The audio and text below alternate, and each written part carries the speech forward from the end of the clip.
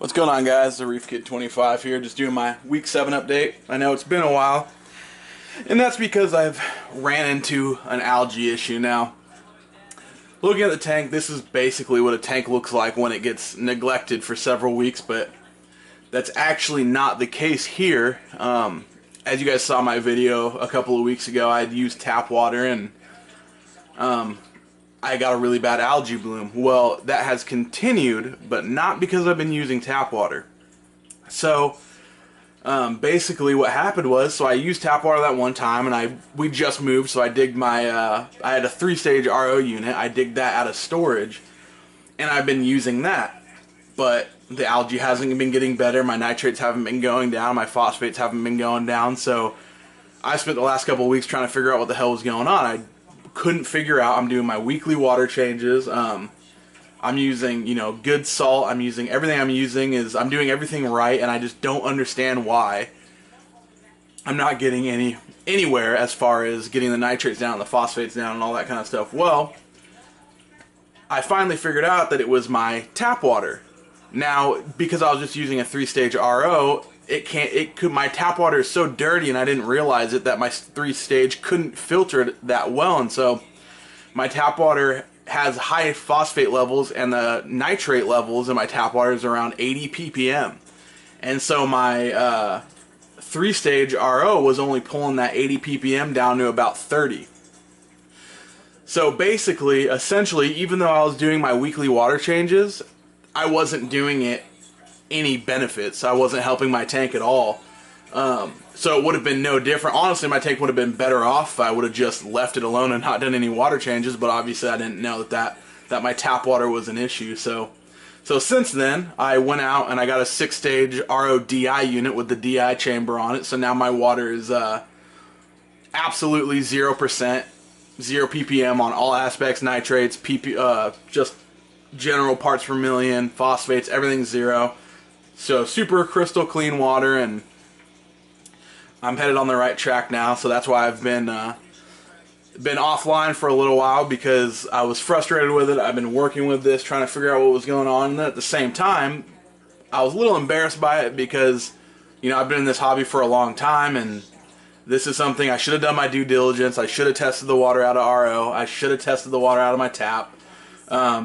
But I just got a little cocky, and I wasn't really thinking about it. I was just excited to get the tank going, and I made a mistake. So that's a good lesson to never get comfortable in this hobby. And then for those beginners, if you neglect your tank, this is probably what it's going to end up looking like. So I'll show you guys the damage it's done. Really, it didn't do much. My tank's, all in all, this is not that bad. My tank's pretty healthy right now. The only thing I did notice is I think the high nitrate levels did kill off a good portion of my cleanup crew, just my snails. And that's probably not helping me get rid of this algae issue, so I'm going to have to re-up on my cleanup crew. But all in all, like my cleaner shrimp, all the shrimps are doing fine, the fish are doing fine, everybody's eating. When I feed them, they all go nuts. All in all, my corals, for the most part, are all healthy. I'll give you guys a... Let me get my... So that's all that blue-green cyanobacteria, but as you can see, that Zoa is doing just fine. A little annoyed, but I think it's mostly due to the nitrate levels. But I got them low now. My Duncan, that guy's actually normally doing totally fine. He's just closed up right now for whatever reason. The cleaner shrimp probably walked on him or something. Zoa back there is doing well. My brush algae did die. It got covered in... I don't know, I got like 4 or 5 different types of algae growing in this tank right now, so it got covered in algae and I think it killed it off. However, my star polyps down there, they're not looking good, so I'm going to mix up some fresh salt water and give them a good rinse in some fresh salt water, see if I can get some of that algae off there and hopefully save them. My blue sympodium's kind of the same, they're opening them up.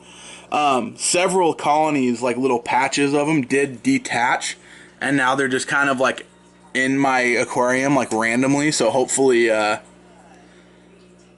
be able to save that blue sympodium.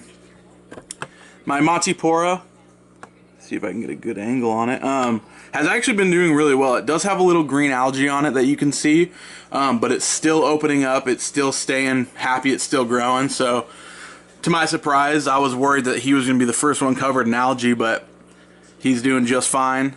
My toadstool back there is actually closed up right now. He normally opens up for a little bit during the day, but they actually have a natural, most corals have some type of natural protection against algae, and so what they do is they close up and they kind of shed a little layer of skin off of themselves to help kind of shed the algae away and stop algae growth from growing on them.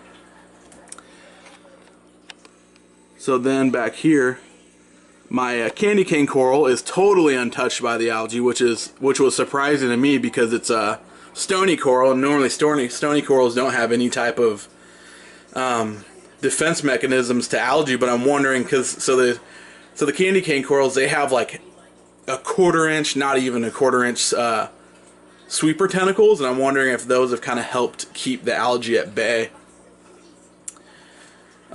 But yeah, so those guys are doing really well. Let's see if I can get over here. So my mushroom corals are doing, you can't really see them because of the algae on the glass, but they're doing just fine. And then back here, like that zoa colony is obviously doing fine. Those ones are a little closed up, but they're doing well. So all in all, it's a little frustrating. Like I said, I've been offline because of it. But yeah, this is my week 7 update. I probably won't have an update coming anytime soon until I get this algae problem cleared up, just because I'm obviously not going to be adding anything new to it with this algae going on, and I'm going to get this issue cleared out, and then obviously I'm going to get a new cleanup crew in here and get them going, working on the algae. Now that I have clean water going, I should have this issue fixed here pretty quick. So for a lot of beginners out there and everybody, this is a good lesson. Never get comfortable. Do your due diligence. Because if not, this is what happens. Like I said, being an experienced reefer, I'm pretty bummed out about it. I should have known better, but sometimes you just get carried away and you just do your thing and you forget to do stuff. So yeah, that's that. And stay tuned, guys, because I have a pretty cool. I got another tank build going that I have coming up here. So stay tuned. Subscribe to my page. Watch. Keep an eye out because I got a pretty cool video coming that I think you guys are gonna like. So. Alright, see you guys later.